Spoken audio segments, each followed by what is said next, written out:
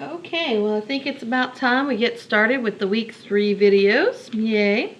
And I'm looking, and I have just a couple of little pieces of housekeeping information for you. As always, remember that homework is going to be due on Monday.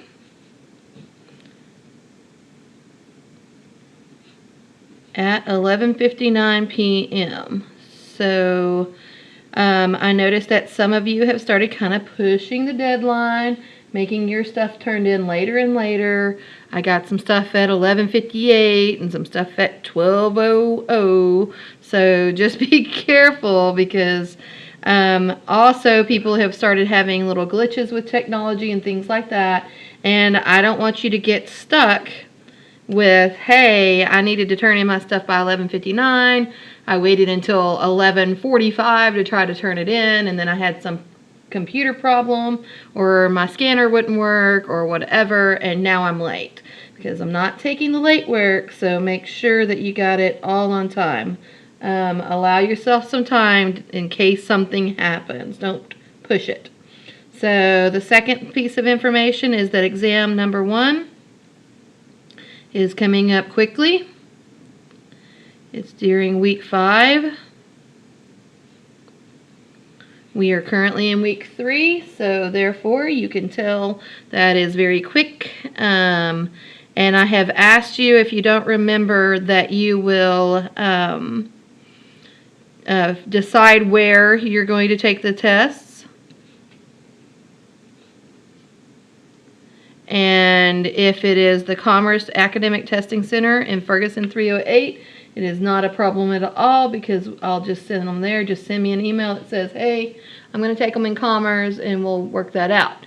But if it's somewhere else, say the Navarro campus or Corsicana, then I need to know, tell Dr. Webster by week 4. And I don't want it on Friday of week 4, because that is too late. I need it early enough in week 4, let's say by Wednesday. Just go ahead and get that in there so that we have a time early enough in week 4 that I can contact those testing centers, make sure they're okay, make sure that if they need an appointment, you have already set up an appointment, and so on and so forth. If you're not sure about testing centers near you, I do have a list now of some of the testing centers. Like there is one in McKinney, there's one in Frisco, there's a couple down in the Midlothian and Waxahachie area. So if you're around the Dallas area, for sure I have something. If you're not in this area, then be sure to get that information to me, because I need to be able to follow up with those people and make sure that it's a legitimate testing center, that they're proctored exams, that they're going to do all the stuff I want them to do, and that you have made appointments if you need to do that. So get me that information. If you need the list, let me know, and I will gladly send it out to you. Okay, so with that in mind, let's get started. Week 3. So you need to go ahead and start reading in chapter 2. And I'll get you a list of homework stuff that you have to do. But you need to read chapter 2. It starts about smoothing the transition to algebra through algorithmic thinking, page 20 in your textbook. And as you look through, you'll see, again, it has some problems and it has some ways of doing. So a basic overview about chapter 2. But it will not take the place of you reading the book, so make sure you read the book. Chapter 2 is all about going from transitioning. I'll let you read all of that stuff. Transitioning from algorithmic thinking to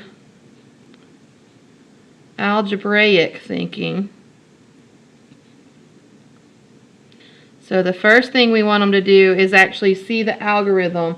And then the second thing is I want them to be able to think algebraically. So what is an algorithm? Might be your first question. What the heck is she talking about? You hear about algorithms in computer science and stuff like that. An algorithm is a mechanical set of steps for performing a certain task.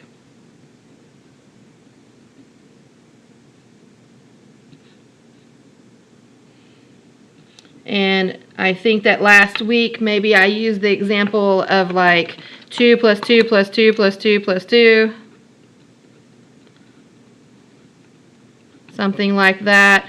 And sure, we can do step by step. What's 2 plus 2? That's 4. What's plus 2? That's 6. What's plus 2? That's 8. What's plus 2? That's 10. But eventually, I would like for them to say that that's 5 groups of 2's, which is a 10. And I'd like for them to get that algebraic reasoning step in there so they can do it. So we've already talked about that a tiny bit.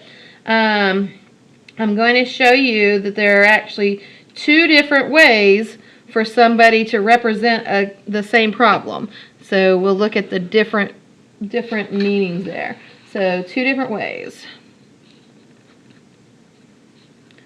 Here's the problem. It says, Deborah bought 36 apples at 25 cents each.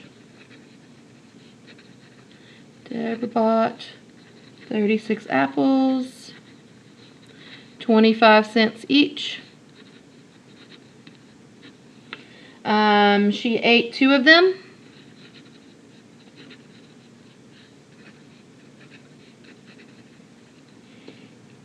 She ate 2 of them and she sold the rest. She sold the rest for 32 cents each. Okay, what is her profit is the question.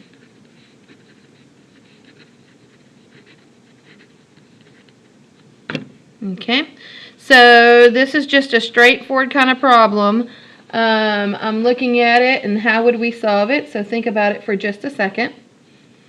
Okay, we can talk about, first of all, what she spent on them. So if I figure that out, then I can call that my cost. Does that make sense? So what did I spend on them? Cost. It would be 36 apples at 25 cents a piece. Should be $9. Right? Because if I group this at 36 into 4s, because they're a quarter each, that is 9 groups of 4. So that would be 9 groups of 4 here. I'm sorry, 36 groups, divide that into 4, 25 cents each. I'm saying $9. Okay, so I've got that. I have to do a small little algebraic step or arithmetic step, which is she bought 36, but she ate 2 of them, so she can't sell those, right? So she has 34 that are for sale. And then once she has 34 for sale, now I can talk about profit. Well, what does profit look like? Profit is always the amount of money that I bring in, or the revenue, minus the cost that goes out. So how much did it cost her to get those? That's why I already figured out the cost. So I know my profit here is going to be 34, because that's how many I had for sale, 34 apples. And we're going to sell them at, what was it? 32 cents each, yes. So I'm going to sell them at 32 cents each. And then I'm going to subtract off the cost that I put in. Excuse me, I'm so sorry. I'm going to subtract off the cost that I put in there. And we already figured out that that was $9. So all I need to do is figure out what is 34 times 0.32. And if you're not sure, that should be, check me on your calculators, $10.88. That's what I'm getting in revenue. But I had to buy the apples for $9. So then Deborah should have left over, when she does that calculation, $1.88.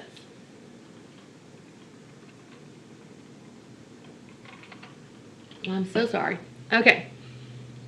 So while this is maybe a business math kind of question, really and truly all we're doing here is some pretty simple arithmetic, right?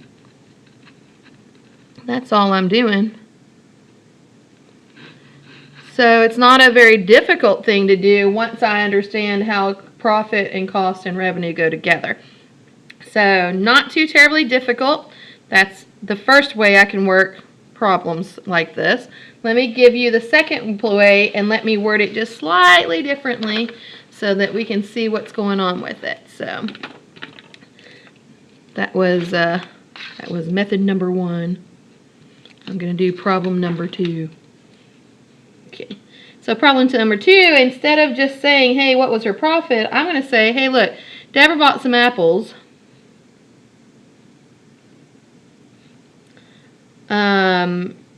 Each of them was 25 cents. That part is the same. However, I don't know that she bought 36. It's not telling me that she bought 36. It says she ate 2 of them.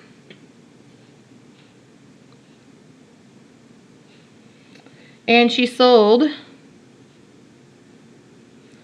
all the rest for 32 cents each. Okay. So far, all the information is the same as the other problem. I just didn't start out with Deborah bought 36 apples. I started out with Deborah bought some apples. Okay. So here's where it's going to look a little bit different. I'm actually going to tell you the profit. If her profit is $1.88, how many apples did she buy? Okay. So as we work through the course, you're going to learn some different ways of looking at problems and how to do these things. So if you've never heard this terminology before, maybe you should have heard it in a 350 or 351 class, but you can tell that the start is unknown here, right? Starting quantity is unknown. Whereas in the last problem, I was just doing some simple arithmetic, and I just simply needed to find the answer.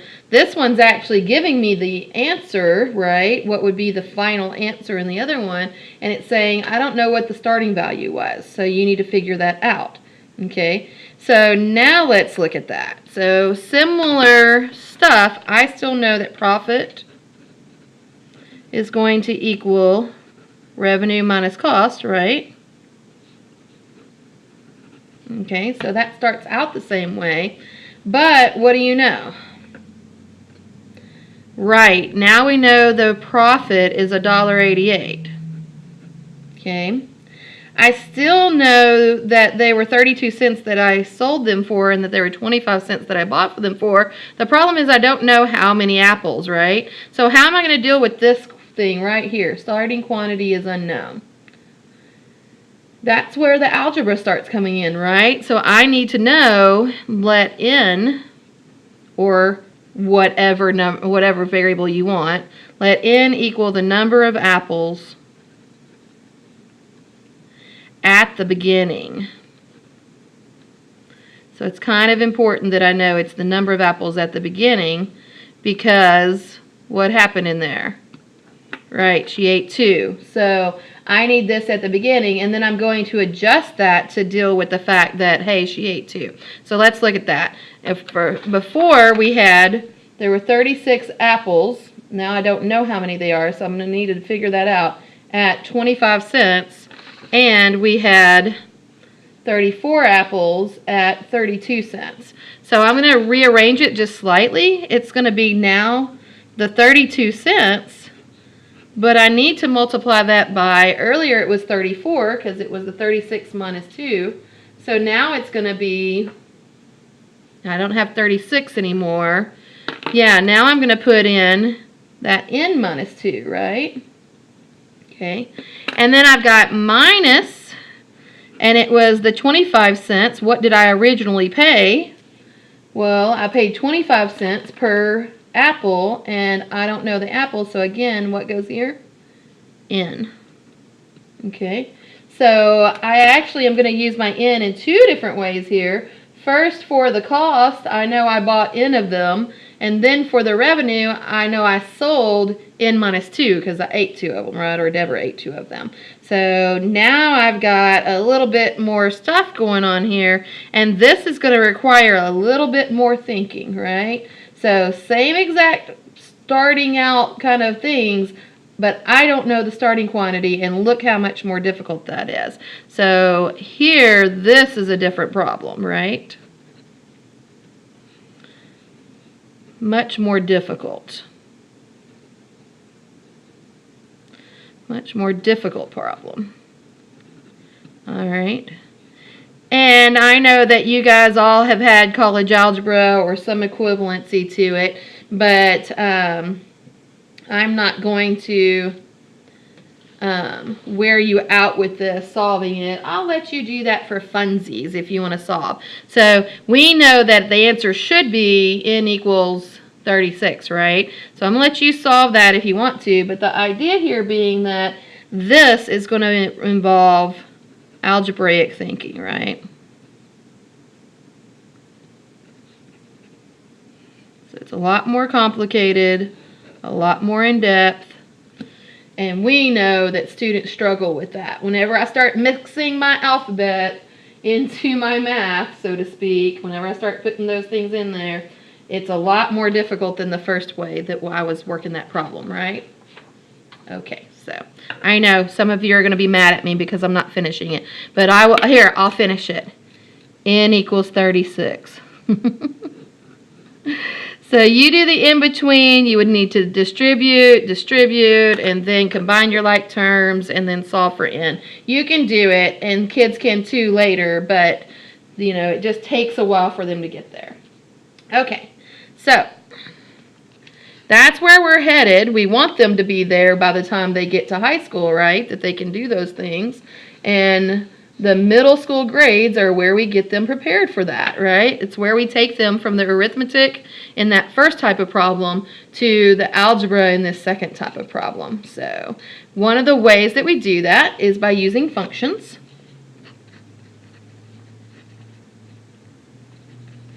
Okay. And functions are just a pattern in which output values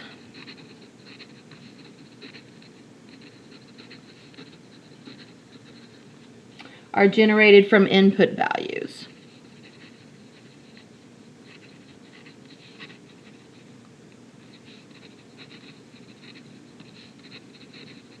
Okay, that's all we're looking for. So we're going to do some stuff where we generate those things. And whenever we start finding patterns, there's a lot involved with that. So let's talk about that. So I want to end up in functions, but first I've got to be able to look at these patterns, right? I've been threatening you with patterns for a while now. So whenever we find patterns, finding a pattern in numbers, it can lead to all kinds of functions. And in the next week or two before the exam, we're going to talk about all kinds of stuff. So, for instance, patterns can be constant or not. They can be linear, okay, or they can be quadratic. They can be cubic or logarithmic. All this stuff. Well, hang on a minute. Where have you heard all these words? Yeah, in your algebra class, right? We did that in college algebra if you took that class or its equivalency. So we know a linear just means that these points, whatever pattern I see in the data, they form a line, right? And we know that quadratic means that whatever points I find or data I find and I come up with a pattern out of it, it's going to make a graph or a picture or whatever, or a function that looks like a parabola whenever I graph it out, right? So I've got different things coming in, and whenever we talk about those, literally we're just talking about these have different shapes. If I were to graph them, maybe a line looks like that. Maybe a quadratic looks like that. Maybe a cubic looks like that. That's not the parent. The parent looks like that, but anyway, those are both cubics, right? If I'm looking at a logarithmic, which one is that? There's a horizontal asymptote, or I'm sorry, a vertical asymptote. It goes through that point, and it looks something like that, right? So if you don't remember what these things look like, then maybe kind of take a second to brush back up, because we're going to be finding some patterns as we go along in the next couple of weeks. And while I'll show you some of the techniques for figuring out, is my pattern linear, is my pattern quadratic, so on and so forth, sometimes you're going to need to be able to look at the data. You're going to need a calculator soon, because we're going to start doing some number crunching, and you're going to need to look at that data and say, hey, what the heck's going on inside of that data, and can I figure out what pattern it is, and then from that, can I develop a function that will tell me in general terms what's going on. So what we want to do is we're going to start out with recursive patterns. Recursive patterns are things that literally recur, right? We have to go back to use the previous term in order to find the next in the sequence. And I'll give you an example. So I use the previous term or terms in order to find the next that's going to be in the sequence. So whenever we say recursive, people actually do these all the time. You've probably seen some of this stuff. And I'll have a homework of sequences where you have to use some recursive knowledge. So for instance, if I gave you a sequence and I said 2, 5, 8, 11, can you tell me the next term, or let's say the next two terms that are in the sequence, and how do you know it? Okay, so most of you would tell me that the next term is what? I'm thinking you're saying 14. Okay, in my brain I hear that. And the way you know that is because you're saying 2 plus 3 gave you the 5, right? And you're saying 5 plus 3 gave you the 5. And you're saying 8 plus 3 gave you the 5. So as you're looking at my sequence of numbers that's here, you're saying, oh wow, I see that, I see a pattern, right? I see that she's adding 3 each time. So I think to get the next term, I need to continue the pattern, and I need to add 3, and you would be correct. So I think some of you said 14, and I don't remember if I said the next 2 or 3 terms, but I'm going to do 2. So plus 3 again, I would get 17. So in some of the homework that you're going to see, it'll say something like, find the next 2 or find the next 3 or whatever, that many terms. So this is all fine and dandy if I have a sequence of numbers here and I can see the pattern pretty easily, right? Sometimes they're not quite that easy though. So if I do another one, and I'll do one here in a second, and it's more difficult for me to find it, then oh my gosh, how I'm going to do that, right? So that's a recursive pattern, and what we want to do is, first of all, we'll do some practice with that, but eventually we want to transition away from the recursive. And that's one of the things we're going to do with the kids, away from the recursive. And instead, what do you think those are going to be called? Yep, we want the general pattern. And sometimes they're called general pattern, or sometimes they're called closed formulas. Like find me a formula that's closed. What they mean is that I can find any term without having to look at a prior term. That's what they mean by closed formula or general patterns, without having to look at a prior term. Okay, so if I can do that, that would be awesome, and this will be much nicer. It's actually the algebra type thing that we've been leaning towards, right? The algebraic reasoning. And an example of that would be something like, you know, a function is given as 3x plus 2. And then I would say, hey, find the fifth term.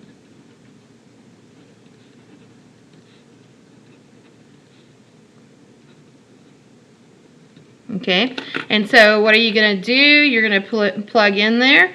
I'm going to find f of 5. 3 times 5 plus 2. That gives me 15 plus 2. I get 17. There's my fifth term, right? Okay, so if I can see what's going on in there, then that helps me to figure out where I'm headed. Okay. So that would be lovely if I could do that. That's where we're headed.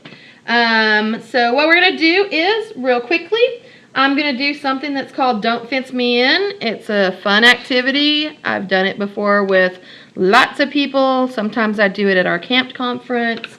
And I will give you information on that and let you see it. And then you will be able to work with it. Again, I'm going to use manipulatives, so if you don't have manipulatives, then you can do other things like make paper ones. That's kind of the most common one that happens, is just make paper ones, and then work from there, okay? So the first one that we're going to do is Don't Fence Me In. So Don't Fence Me In looks like this. It's a cute little cow, and he doesn't want to be in the fence. So it says Farmer Moore is separating her prized bovine collection. And she's going to do 8 haystacks to surround 1 cow. So they give you a look at what that looks like here. Okay. And then she says, wait, I don't want 1 cow in there. I want 2 cows in there. But whenever I stick 2 cows in there, it makes a bigger area in the center. So I have to add more haystacks. So she figures out that there's 10 haystacks in the second cow's position. And then for 3, there's going to be 12 haystacks, and on and on and on.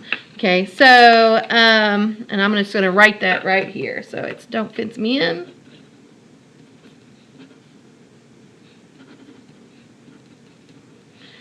And the sequence so far is 8, 10, 12, ... So this is what it would look like if I was working with kids. I would start out with 1 little cow. I'm going to make my cows be red just so that we can see them. And I would fence him in with the hay bales. Now notice that whenever she fences in with the hay bales, if you saw that picture, these are all hay bales are going to be like they're adjacent to each other, which means they share a side here, right? So I'm going to be kind of particular in my coloring because I think it helps as we go along. And I'm going to say there's 6 hay bales, haystacks, whatever. And my 2 there on the end. I'm sorry. Let me not lie to you. There, I put them the wrong colors. Let me start over. I'm sorry. There, I needed those to be on the sides. So my 6 haystacks are going to be on the sides. I'll show you. You'll see why in a minute. That's just a Dr. Webster moment. Sorry about that. And then on top and bottom are going to be the 2 that are different colors. Okay? So anyway, I just like to color code. Sometimes I think it helps. And I think that you'll see what's going on easier if I do that. Okay, so there's my 1 cow, and she is surrounded by 8 haystacks. And then in the second case, it was 2 cows, right? And they basically, if I want to do this, what I think about is they slide these 3 over, they put the extra cow in, and they add a couple of haystacks to fence the second cow in, right? Because that's what it looks like in the picture if you didn't see it. There we go. 1 cow, 2 cows, 3 cows. Okay, so I slid it over, and now I've got, hey, 10 stacks all together. I added 2 haystacks, so that's what that looks like. For the third cow, I'm going to slide these over, and I'm going to put in my third cow. She's red, just like the others. And then I'm going to say, what's happening here? Okay, so hopefully you've seen for every cow I add, I'm just going to keep on adding 2 more haystacks, right? And that's why some of you saw the pattern +2, +2, +2, right? Okay, I haven't done the next one, but you know that if I put in 1 more cow here, I was at 12. What am I going to do? Add 2 haystacks, right? So the next one would be 14, so we can see that pattern coming in there, +2. All right, so this is all fine and dandy. This is a cool recursive pattern. You can see, because I had to go back, right? I had to look at the previous terms. +2, +2. If I look at the number before, it was 12, and if I +2, then that gives me a 14. And if I look at that number before, and I do it again, +2, then I'll get my next term, 16. So that's lovely that, first of all, I can find those patterns. I need to be able to find the recursive patterns before I can move on. But eventually I'm going to say, hey, look, and in fact in the thing here it says, how many haystacks would be required to surround 100 cows? Well, shoot, I don't want to do this 100 times, right? I'm going to run out of manipulatives. And I don't want to do +2, +2, +2, +2, +2. So it would be super cool if only I could look at those numbers that are up here and figure out some kind of a pattern that's going on that's not quite manipulative based, it's not quite just a bunch of arithmetic where I'm adding over and over and over and over again. So here's what I'm going to do. I'm going to make myself a little T-chart. I'm going to say the number of cows. And then on the other side of my T-chart, I'm going to say the number of haystacks. Okay.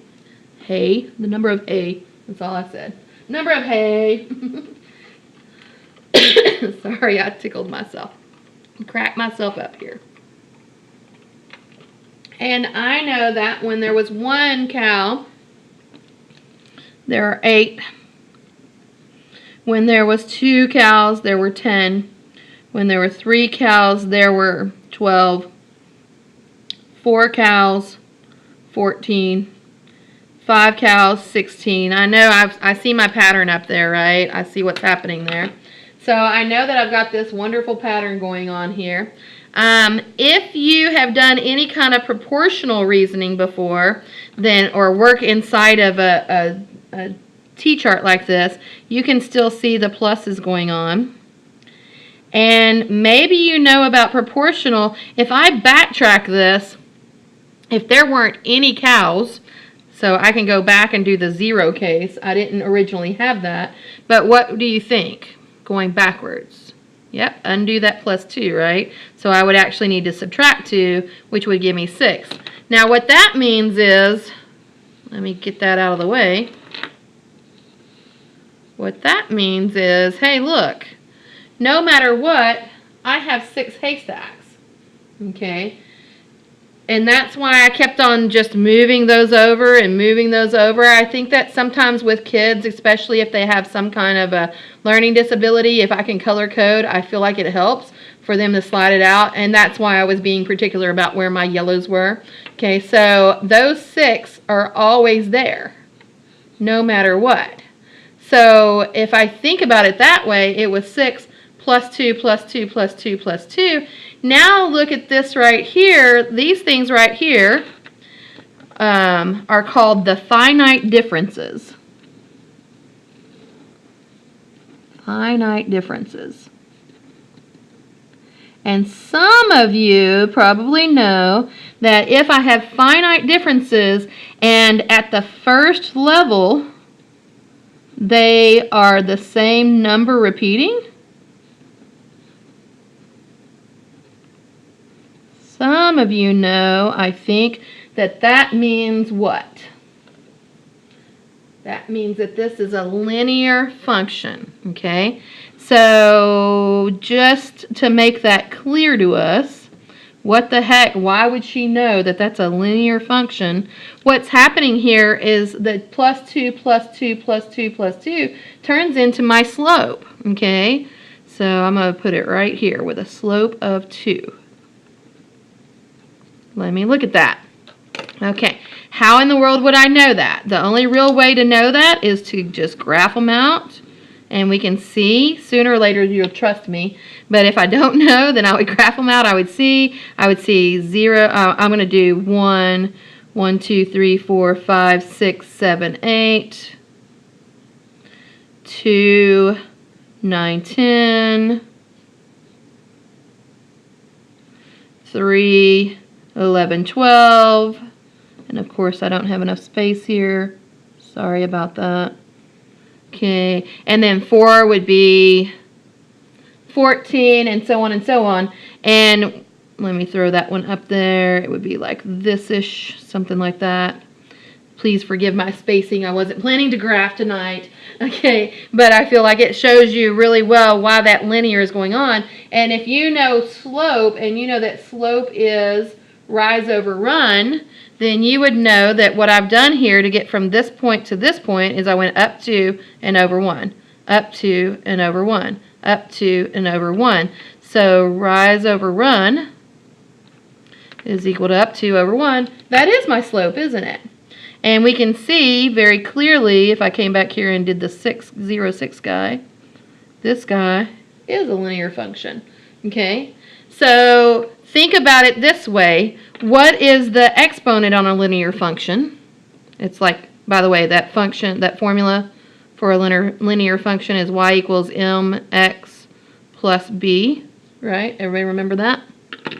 Okay, where the m is my slope and the b is my y-intercept, right? Okay, so remembering those things, that'll help me out here a little bit.